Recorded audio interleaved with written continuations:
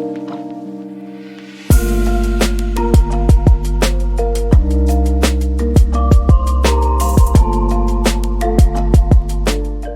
everybody. My name is Doug Reeves, Creative Leadership Solutions. I am so grateful that you're willing to spend some time with us this afternoon. This is being broadcast in January of 2024, and we are very, very lucky to have committed educators and leaders participate in this. We also want to let you know that although we have an agenda that is all about attendance, behavior, academic achievement, that your agenda is more important than ours. So please use the chat room or use the Q&A function to engage with us. And Lisa, our president, will be monitoring that. So if there's something that's on your mind, please do not wait for the end. Interrupt us right then, and we'll make sure that we pay attention to what your needs are, not what our needs are. I want to welcome our panelists today. My goodness, we have a all-star panel. Let me start with Dr. Drew Tomlin, who is just an extraordinary educational leader. He is associated with Dr. Miley Tolan, who's the superintendent of schools. And Linda, we are so incredibly lucky to have you. And I want to just start with a little preface, and then I'm going to ask Linda to respond. Today is all about systems thinking, and that is how do attendance, behavior, and academic achievement all interrelate. Peter Senge, who's the godfather of systems thinking, shared a cab ride with me in Singapore one day when we were both keynoting, and I said, Dr. Senge, tell me, how does this all fit together? And Senge said, well, first, you admit what you don't know, and second, you acknowledge that everything is interrelated. That is certainly true about attendance and academic achievement and discipline. In other words, if you want better discipline, have fewer failures. If you want better attendance, have fewer failures. So Linda, would you please chime in from your perspective from secondary education about how all of us can learn about the interrelationships between those things? Well, spending many, many years in a high school setting, both as a teacher, counselor, and administrator, I think one of the big takeaways I've learned is students have to see a light at the end of the tunnel. For high school students, if they don't see any hope, why should they show up? So if they're failing a class, that's going to directly impact their behavior and their attendance because they don't see any way to earn that credit. So I really feel like we need to kind of rethink the grading system and what we do. I don't feel there should be I personally don't feel there should be a timeline on learning. If the kids can prove to us they've learned the information, they should be able to receive the credit. They need to show us what they know. So we're grading what they know and what they're learning, not their behavior. And so for me, it's important to have kids be able to show what they know and have a chance to make up work when they are absent or not able to be at school, whether it's for a true reason, they're sick, family, maybe they're skipping, but they want to have that opportunity to make work and show us what they know, make up their work and show us what they know. So they have that light at the end of the tunnel so they don't just quit and stop coming. That's such a thoughtful insight, Linda, because we certainly learned during COVID that there were kids who missed a lot of days, missed a lot of school, but that doesn't mean that they necessarily missed a lot of learning. We can still have them get credit for what they do know and what they can show, as you said, show what they know. Dr. Tomlin, I'm curious from your perspective in middle school, what you've been able to observe about how attendance, behavior, and academic achievement interrelate. Yeah, I mean, they definitely are connected. Absolutely. I mean, I see it on the daily here at Heritage Middle School, where for middle school students, it's the old adage of they don't care to learn unless they learn that you care, right? So, for me, it's almost a literacy-based thing that I look through, and students sometimes feel like they are minor characters in the story of school. So, how do we disrupt the negative narratives that they might have about themselves so they feel like they are major characters in the story of school? So that way they can get reintegrated and feel like, you know what, people here care about me, and not just every once in a while, but how do we consistently make students feel valued and heard, and that they have purpose and promise and potential, and that we truly believe and invest in them, that we are truly built to care. Because middle school kids, we were all young adolescents once, we're going to mess up. They're going to mess up. How do we love them in their most lovable, unlovable moments every single day? Because like I said, If they don't feel like they're academically successful, if they have low self-efficacy and then low self-agency, then they're going to then stop coming to school. And either they might be physically present in our classrooms, but they might be emotionally dropping out. So how do we make sure that that's something that we're wrestling with too? Physical presence and attendance doesn't necessarily mean emotional or intellectual investment. Right. Well, Dr. Tomlin, I'm smiling so broadly because you and I both share a middle school background, and that difference between everything's wonderful, everything's terrible can happen in an interval of about 5 minutes. So Absolutely. we just have to be fully present with them and know that we're going to have high standards, but they also know that we care about them and that we love them. Dr. Tomlin, I'm curious because you have the broadest experience from early childhood education all the way through high school and to your present role as superintendent. What's your perspective? Yeah, I actually want to give some examples. In our pre-conversation, we talked about where our district's at, where our school's at. And so I looked at it again to see what are our two highest schools. And our two highest are coming out of our most rural school as far as attendance rate. And what I can tell you they're doing is they're really looking at the academic side of it. So those two schools, the middle and the high school there, have implemented 100% bell work. So they watch, all the teachers watch each other. What's the opener? They make the opener of each lesson very, very important and very tied to the direct learning that's going to be happening. So they've really focused on not wasting any time. They also have implemented circles for their middle school. They're by far our highest middle school rate attendance.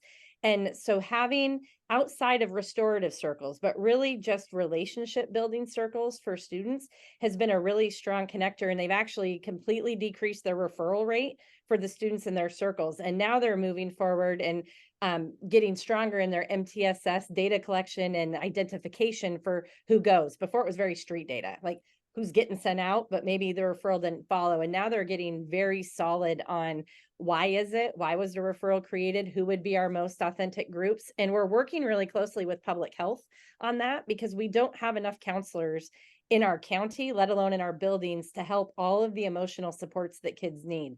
So public health, they can't meet all of the kids one-on-one, but they can help us with groupings to be able to come in and help facilitate small group instruction on our campus, which has been great. And then the last thing I'll say that school has done, and I'm glad I looked at it to really think about it with that school, they have implemented a policy where every student is involved in one club or after school activity. And they've really had to broaden what they offer in their school to be able to do that, which is awesome.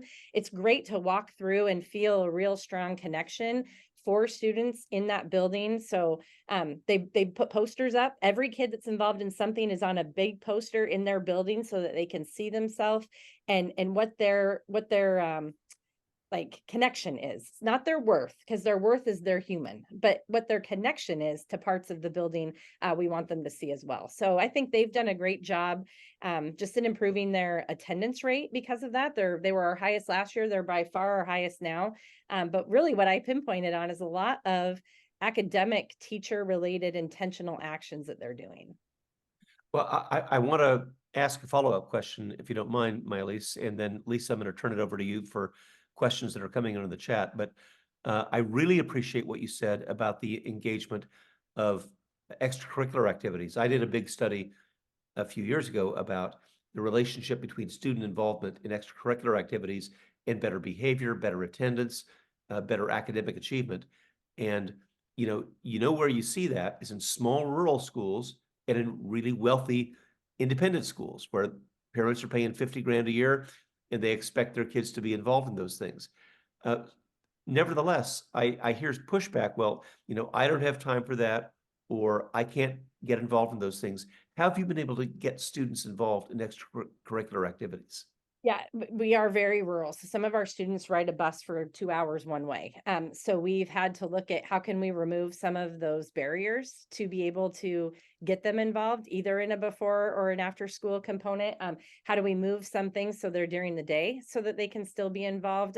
What do we do after school so that they're engaged if they're waiting for practice? How can we feed them? So we've had to really look at a lot of those things. The other thing we're doing, Doug, is our athletic directors across the district are running data reports of all of the extracurriculars offered in their building and breaking it down demographically so we can see who are we missing.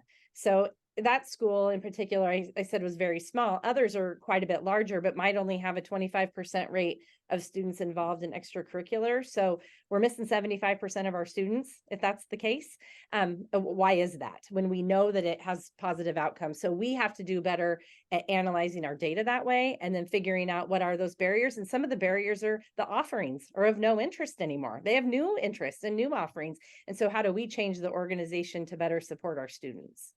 That's so interesting to hear you say that. In the study that I did, the advice I offer to counselors and coaches is don't go after the 3-sport athlete who's already got 3 letters and get him a 4th, or the 3-club president and get him into a 4th club.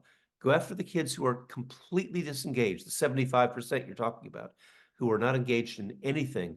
If we could just get them in 1 or 2, it makes a huge difference. Lisa, what do we have in the chat room?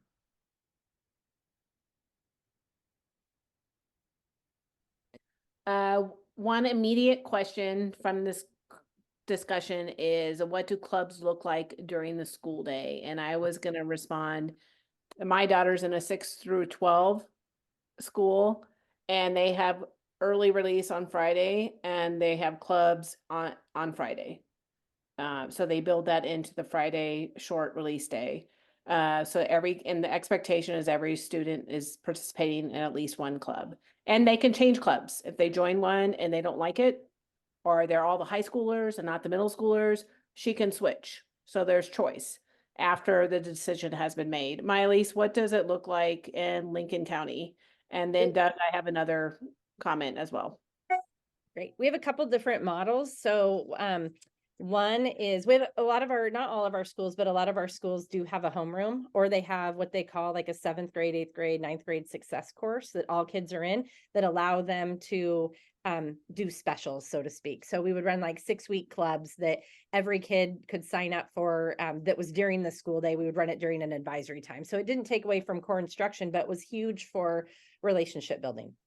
We have another school who actually got it out of fast grading. In fast grading, it talks about club catch up, where students have time that they're doing their work or they can go to clubs. So we started to do that one. But what we did find was it was the same students, and there was a demographic connection to the students who weren't qualifying to get to club. So that school did some rethinking just on what happened there, so that all kids could qualify for club, and to qualify for club, you still had to get your work in. So what supports did they need to have in place? Maybe an extra reminder ahead of time to get the work turned in, or some additional support on a Wednesday so that they had that opportunity so that they could still participate. But I'm really proud of that school that it worked. I mean, their pass rates were increasing drastically, but they didn't stop there and be okay with the general percentage. They broke down who still wasn't making it and why, because it wasn't working for those students. They needed another intervention to get to passing. So that was another way we did it during the school day. Right. I So would just, lots of, oh, go ahead, Doug. I've just seen schools that have also expanded the lunch period where they can have club meetings during lunch. So, they can, combine the lunch period along with the club meeting. It avoids all the problems of after-school transportation, after-school childcare and sibling care, and so on. There are creative ways that principals are dealing with this. Right. So the next couple of comments, I believe, will be with Drew and Linda, because there are a couple of things, and you two can fight on who's going to go first. So recommendations on how to navigate teacher buy-in if you're going to have teachers running these clubs, and then thoughts on how you would manage that for a school of 800 plus students, as well as financially support it. So Drew, why don't you go ahead and talk from your experience Sure. with them from a middle school perspective, and then Linda, you can follow suit. Yeah, I mean, the question is like the structural question, like how is your school day structured to maximize opportunities for relationship building and connections like this? So, we have an advisory period every single day here across our district, across all middle schools, but it's only 17 minutes, right? So that's a hard time to have clubs and opportunities. So we are developing an extended advisory time so students can use that time to get involved in clubs. But we've also noticed that in terms of like teacher buy-in with clubs, because that's a challenge, because teachers have their own Well, if it's an after-school club, they might have their own families and things like that. They might not necessarily be involved or be ready to do that kind of a thing. So we do it during the school day, but we also can call them passion projects. And sometimes passion projects are thought of as like student passion projects. But if a teacher has a passion, something that they're interested in, that maybe a kid doesn't know about, like, gosh, I'm into singing and songwriting. A lot of people don't know that. So I might have a passion project day where I'm teaching kids about singing and songwriting. So that means like a student can sign up for just that passion project on that day when we do extended advisory.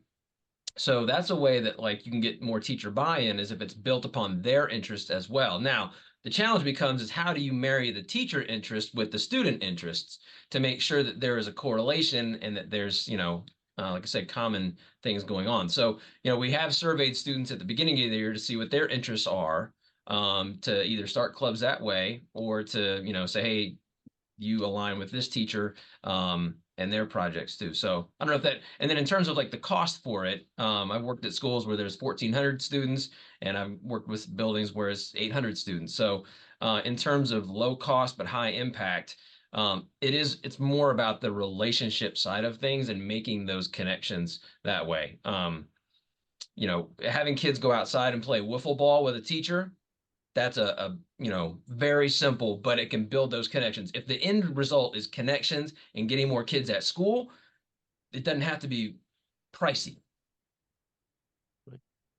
From my experience, I just finished up at a high school. It's 2,700 students. And so it's a very large school to manage some type of programming in. And kind of our solution was we had an extended advisory that runs every week, and the students stay with the same teacher all 4 years, which I was actually in charge of the master schedule. It's a scheduling nightmare at a school that big, but we did it because it was worth it for the kids. So it's not about the adults, it's about the kids. And so they had that one single adult, at least for 4 years, on top of their counselor they were assigned, that they were with every single week checking in. We purchased curriculum that they used to work on relationship building and things like that. In addition to that, we did run after school programming that we wrote grants for. I actually managed the 21st Century Grant, if any of you are familiar with that. And that's how we funded our after school programming. And we paid teachers, and we also could pay instructional assistants and other employees, which was kind of neat to get other folks involved, not just the classroom teacher. So we offered a wide variety of after school programming, that some of it was student driven. Students were really passionate about a project. They'd have to find a teacher that they could talk into hanging out with them after school, and that teacher would get paid a stipend to be there. So that kind of helped with that. And then, or a teacher had something that they were really passionate about and they offered it and kids would sign up. We ran an activity bus after school that the district funded from their fund. So kids always had a way home. And, so that was the way we kind of solved getting some students involved after school. And then during the day, the advisory program, staying with the teachers, was kind of trying to that connection. And that came out of the teachers. We saw an attendance issue with our students. And actually our department heads, our department leads are the ones that came up with, we need to have a stronger connection with our kids at school. So that came from the teachers. And that was the brainstorming. I was part of that department leads meeting with the administrative team and the department leads to figure out what could we do together to make kids feel more connected to our school. Because we know even if it's just one adult that is going to miss you every day, that makes a difference in a student's life. So that was a big push that actually came from our teachers, recognizing some things have to change.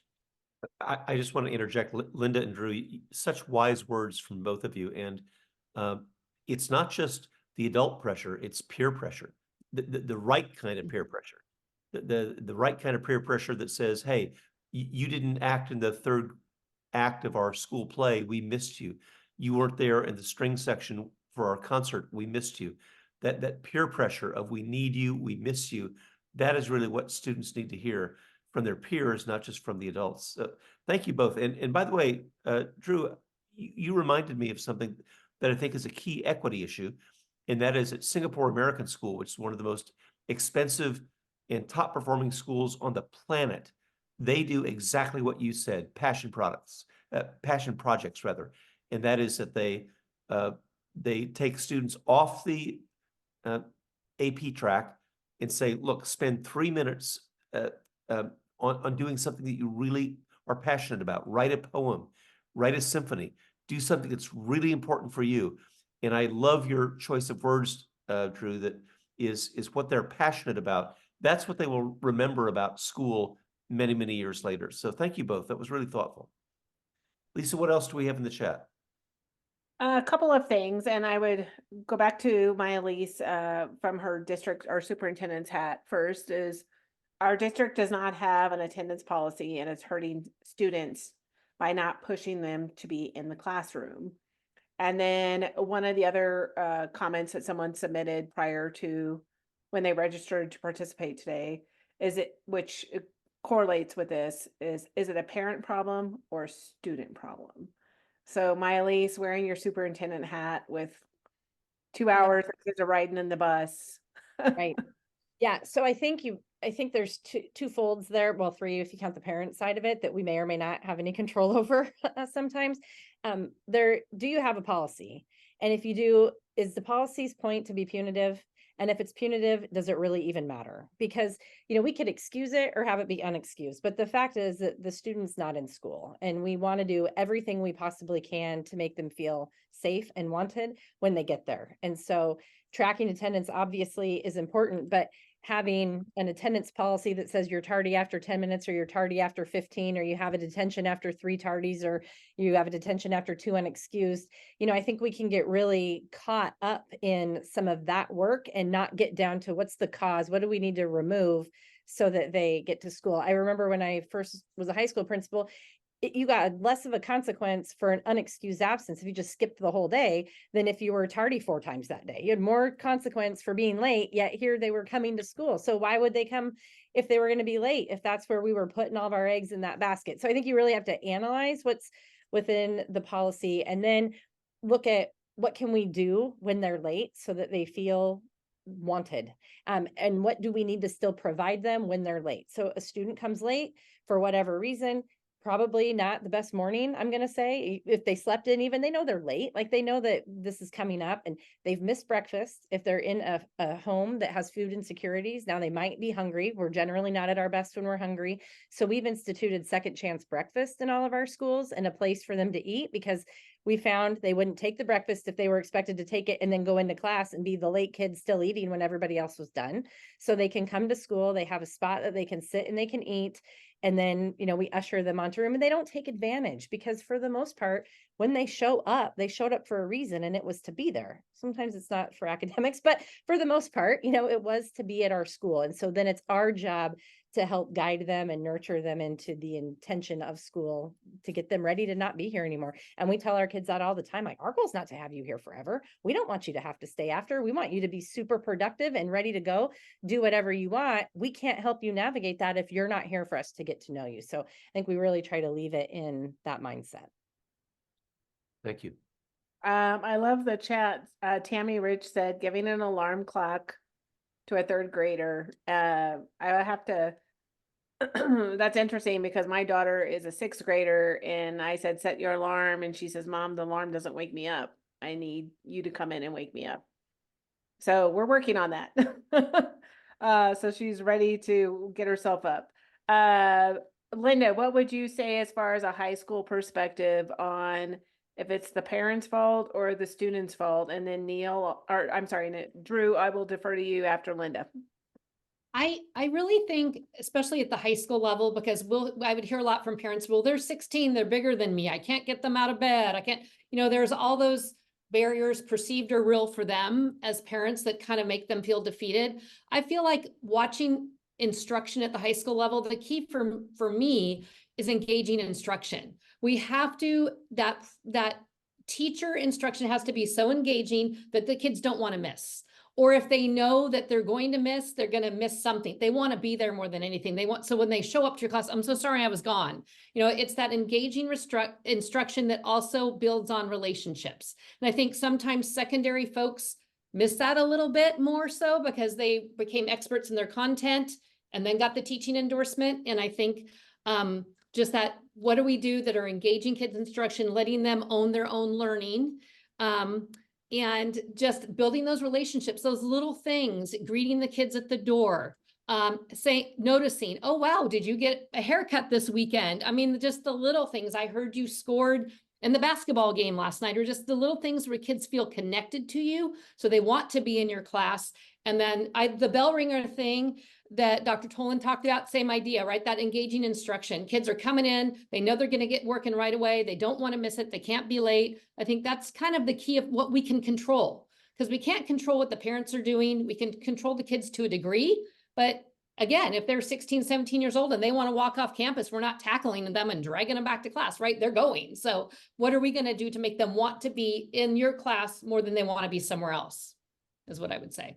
Linda, that's such a thoughtful differentiation and very linked to what Lisa said. What really efficacy is all about is distinguishing what we can control and what we cannot control. And there's a ton of things that we cannot control, being awake at 3 o'clock in the morning, checking social media, parents giving kids alcohol and tobacco and drugs and guns. A lot of stuff we can't control. But as you so thoughtfully said, Lisa, and Linda, let's focus on what we can control. And that is the quality of instruction, the quality of feedback, the quality of relationships that we build with those students, literally meaning being outside the door and noticing something aside from your last math score, noticing something that you did outside of my subject, but I really value and appreciate that. A pet, a sibling, a soccer goal, whatever it is. So thanks for mentioning that, Linda. That's really important. Great. Thank you, Linda. Drew, what have you experienced at the middle school level? Yeah, in terms of it being a parent problem or a student problem, I mean, oftentimes it's not as simple as a binary situation like that. It's usually both, or there are many different levels to that kind of a question, besides it being just a parent or a student problem. In my mind, I think about the fact that like parents were once middle school kids, and oftentimes how they view middle school, or how their students view middle school, is often driven by how they view middle school. And so what we need to do is disrupt that narrative and come to understand, like, all right, what are their understandings or misunderstandings about what middle school is like? Unfortunately, people do talk, and I know it's out there, negatively about middle school sometimes being the wild, wild west. So what we need to do is make sure that we help our families learn about the importance of middle school and young adolescents, and that if you want to have a great high school experience, you can't wait till ninth grade to make that happen. So what we need to do is bring those tools to our families, not just send them emails, not just send them newsletters about, hey, this is what's going on in middle school. But yeah, you're going to have to do some home visits with some of those families that aren't going to read your stuff, or can't read your stuff, or don't have the technology access to get your stuff. So, and then branding and messaging, I think that's a big part of it too, is that, as the leader in your building or the leader in your classroom, like, you're the one who's going to have to, for lack of a better term, sell your program. Say, hey, this is why our school, this is why our class is awesome, and this is why your kid needs to be at school every single day. So how are you getting that message out? What social media platforms are you using? How are you getting that message out? That's how it can, part of an answer. Thank you. So can I jump in? Yep. Yeah, on the elementary side, when I was an elementary principal, when I was at the elementary, my kids still were just starting school. So I hadn't actually been an elementary parent yet. I kind of was starting to do it along with the parents in the school. And what I realized is my life is not their life. Like, I had parents that work swing shift. I have parents that work nights. I had single parents that then would come home exhausted and need to get kids ready for school. And sometimes that wasn't in the cards. And so we really had to like form a partnership with them and love on them too, because they were doing the best that they could do every day in a circumstance that those of us that, went to school and then got jobs as teachers and worked only in education might not have had the experience of having gone through. And so we really had to support those parents and have them see us as a partner in that, and just let them be vulnerable with us so that we could find ways that we could work together. One of them that we ended up doing, this is silly, but looking at our data, Tuesdays were our worst attendance date at the elementary, the whole time I worked at the elementary. So we started to do random pajama day Tuesdays, because we thought maybe they just can't get up. But it was, the dress up day was exciting and people got to school. And so it was kind of a joke, like, maybe if we just let them wear their pajamas and no one will think they have to get ready for school. But we talked about our attendance rate is why we picked it. Like, we communicated with the adults this is why we're doing it. We're going to do something fun, but we really can't have Tuesdays be a dip in 10 to 20% of our kids for whatever reason, or late or not coming on that day. But also then why? Why Tuesday? Like, what was it about that day? That is it the work cycle? We're hospitality industry. It's the day off for a lot of them. It's the day our businesses are closed. So was it, this is the only day we can get them to the doctor. This is the only day we can go shopping out of town where we don't have to pay a ton for all of our resources. So what were all of those things that we could or could not control that we needed to really analyze as an organization? So pajama day was Excellent perspective, Miley's. Uh, Okay, one. Sorry, are you gonna let us do pajama day on Tuesdays? We'll talk about that offline, Doug. Okay. So, one thing that's come in, and one thing that I love about, I'm biased, but one thing I love about our organization is that we're very practical. We're about putting these practices to implementing them, and not necessarily about theory. So while we have our almost wanting to retire Linda, Drew, active principal, and then Maya Elise, an active superintendent. One of the questions came in was from Evelyn: how do you build in club time during the school day without taking away from instructional minutes or extending the school day? Which I thought was a great question. Yeah, I'll jump in, and I'll just say what I've seen principals do is to extend the lunch period so that you combine lunchtime with activity time. So it's not really a whole big bite out of the school calendar, but they do create time, separate tables for separate clubs for kids to be able to choose the club that they want. And it also creates kind of a marketplace to identify, hey, you want a Sri Lankan cooking clubs? We'll do it. You want a French cooking club? We'll do it. You want a math club? We'll do it. So it really created kind of a opportunity for students to vote with their feet. So that's just one idea that I've heard without extending the school day to do things during lunch. But Miley's and Drew and Linda, you probably have better ideas than I do. I'll take a stab at this, and I talked about this a little bit in the chat when it was answered. I think one of the things that we need to make sure that we're doing is working with our teacher unions and teacher work groups, because we can have all the great ideas that we want to, but yes, it is going to affect instructional time. So there needs to be a partnership and a recursive conversation with our teaching staff about, all right, that this isn't just a nice to do, but this is a must to do.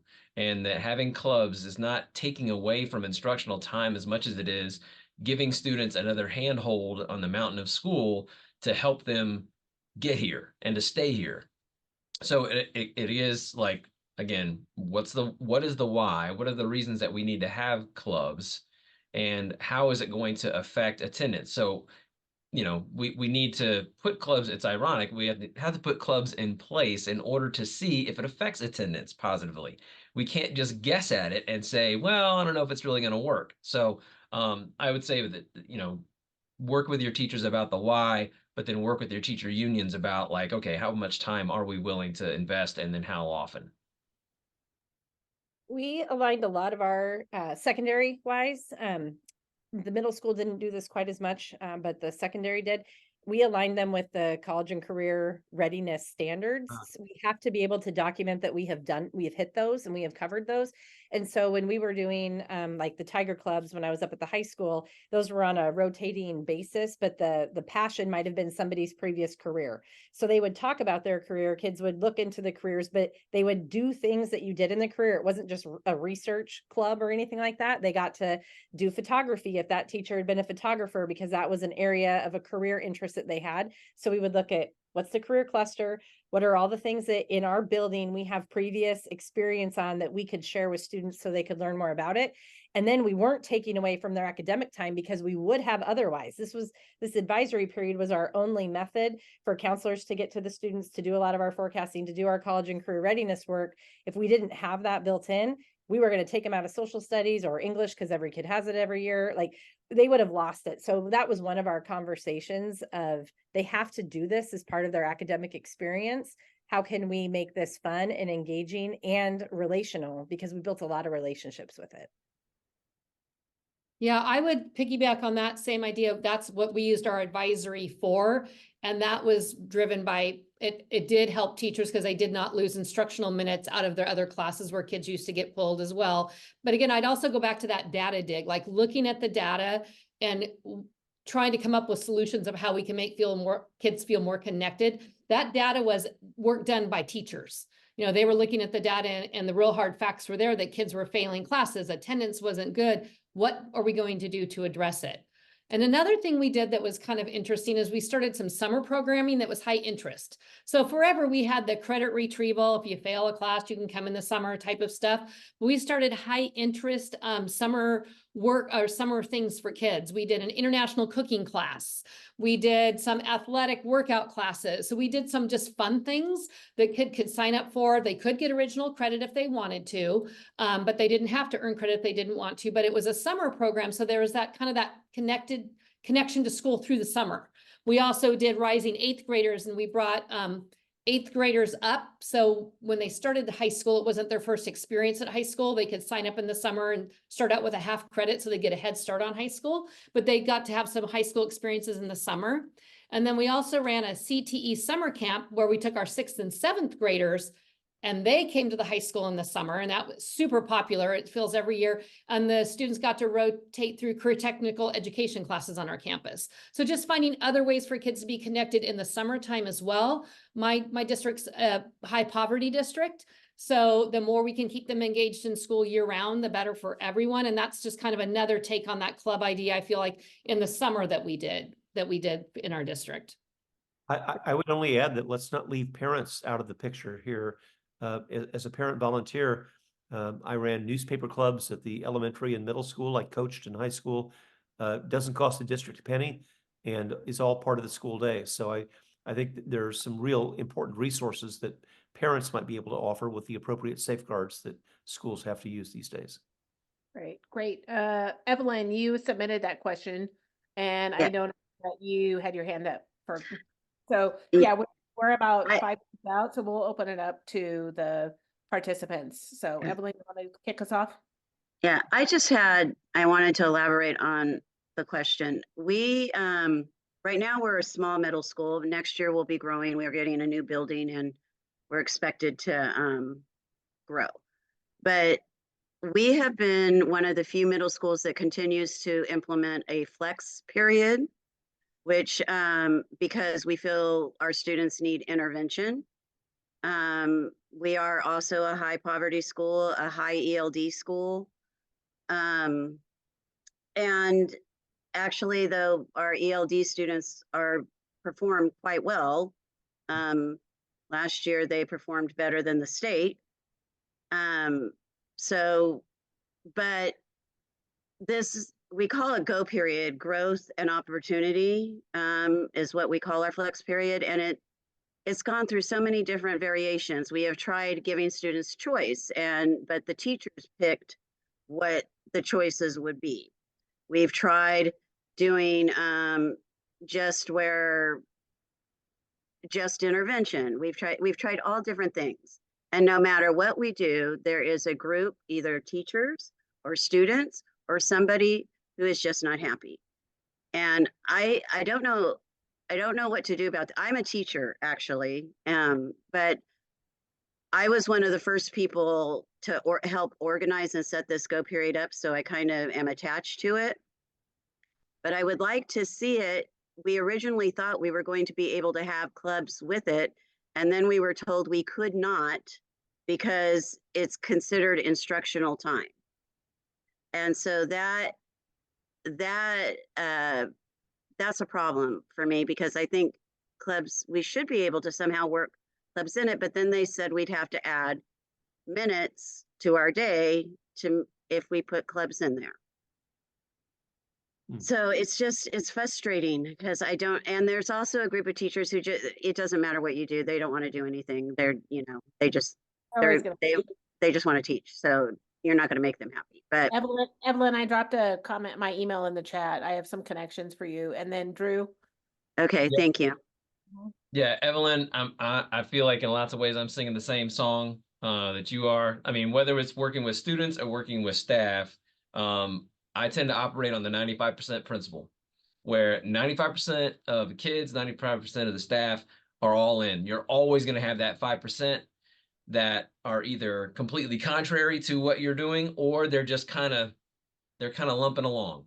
So what I would say is, and I know it's easy for me to say this, 'cause I'm not living in your specific situation, but don't let those energy suckers take it out of you. You're doing the good work, you're asking the good questions, you got the good ideas, just keep on trucking. And in terms of like the clubs part with that flex period, I would instead of calling them clubs, either call them passion projects or interdisciplinary projects. Go back to the middle school philosophy and say, these aren't clubs, these are interdisciplinary cross-content explorations. And give those kids the opportunity, with teacher support, of course, to have the kids explore from a thematic standpoint. Right. So that might be a workaround for that whole club minute thing. Anyway, just an idea. No, I was gonna echo that idea. Like when we were at it, like I want the relationships and I want the clubs, and at the secondary, we were able to talk about college and career readiness and how that would work. But ultimately, anytime I come up with, or the teachers came up with any sort of a different schedule, or now when I approve them, our kids still are low performing reading and writing. That still is a fact.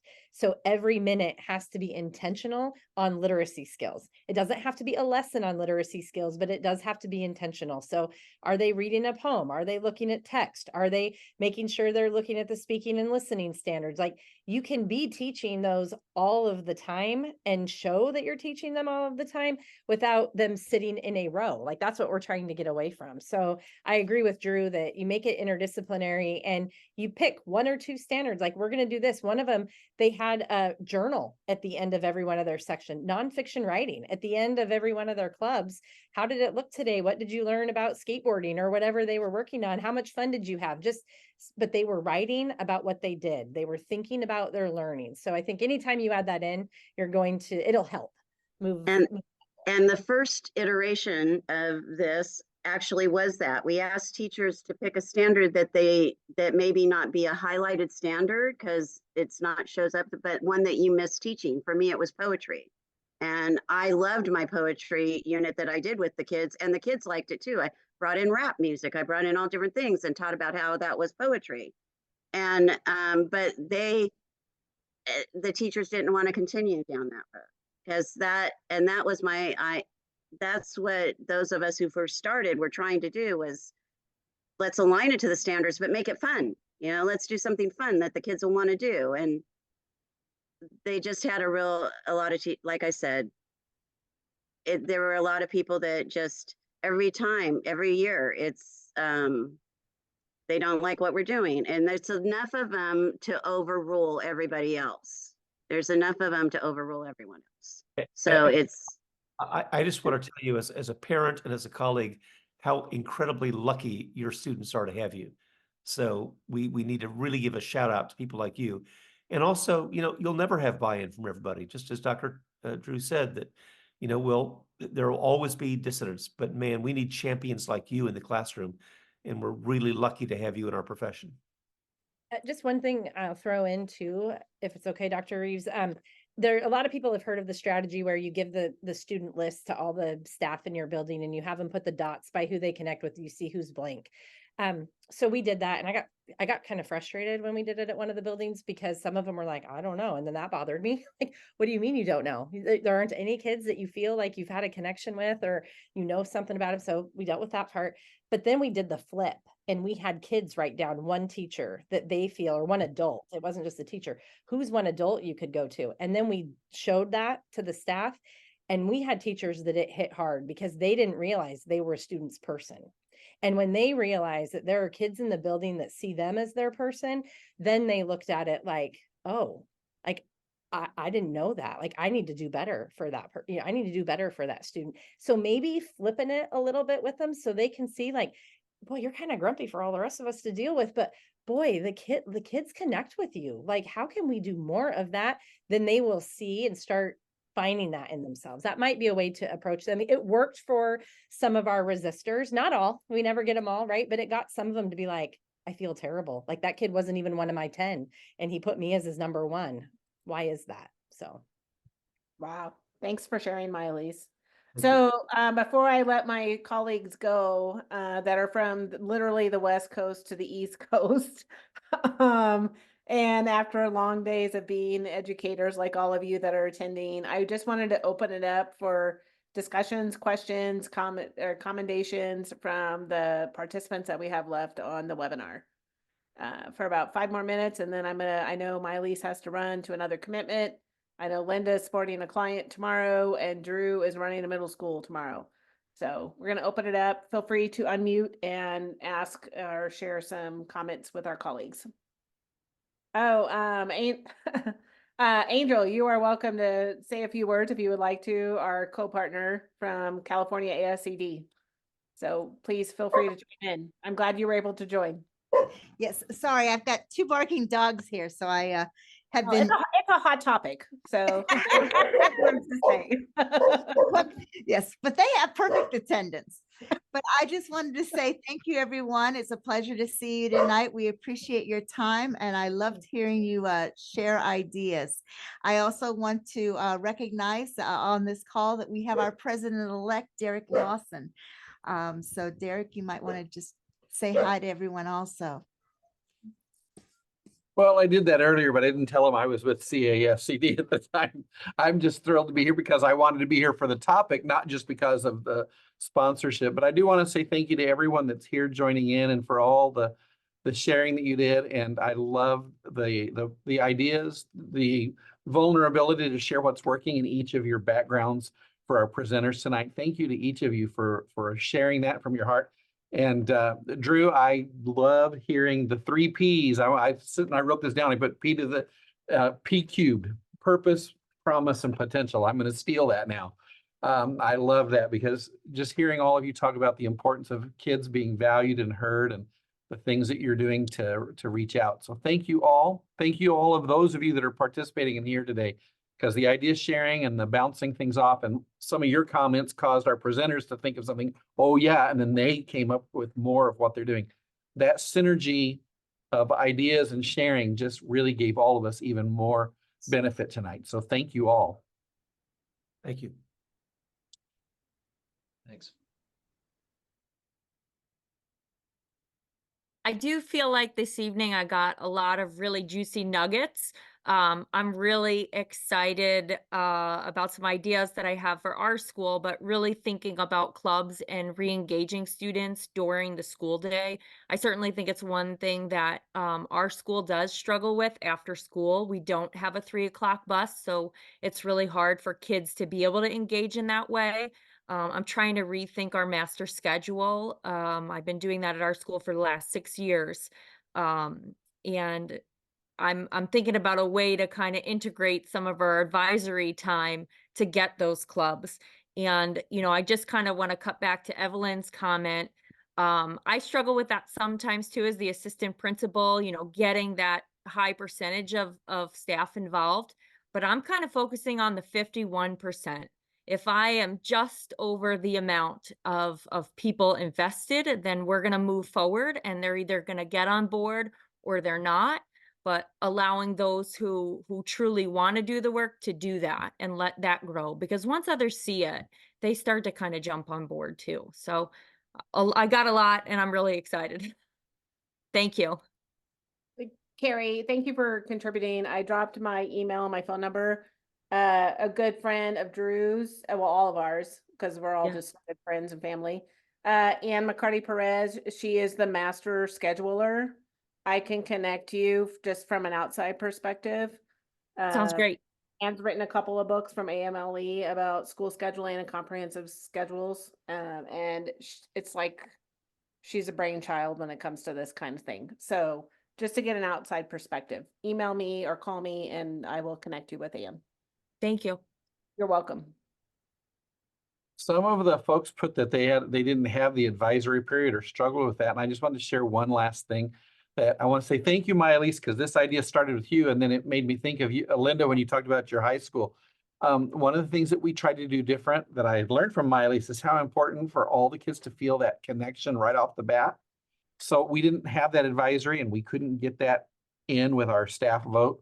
But what we did do is on the first day of the school year and the first day of the second semester, we halted all instructions, sort of like what Drew was talking about, and every teacher, every period did relationship building, team building activities. We created a Google folder so they could have all those ideas of activities to try. And one of my teachers said, we need to tell the kids that today this is going to be like binge watching their favorite Netflix show.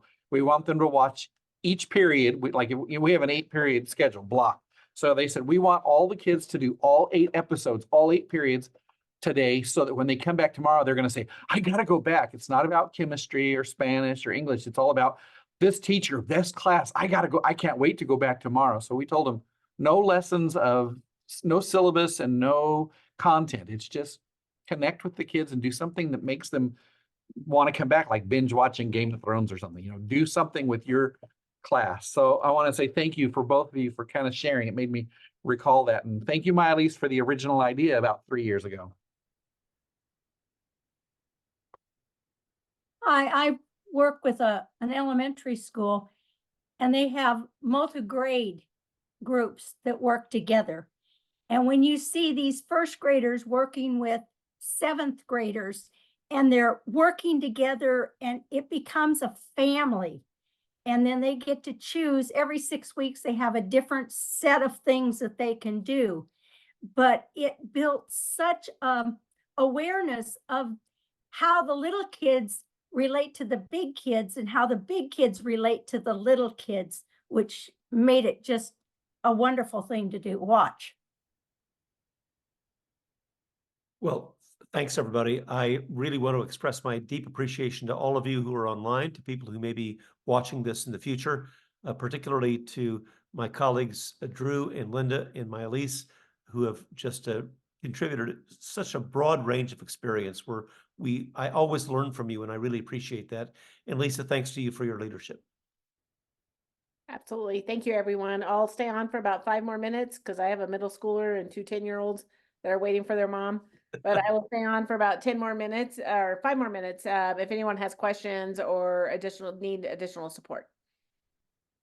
Miley, Drew, Linda, thank you for scheduling this into your day and contributing your practicality as well as your passion. We appreciate it. And I just want to thank everybody for your positive comments. That's really makes me feel supported. Thank you very much. Reach out anytime, Evelyn. Thank you.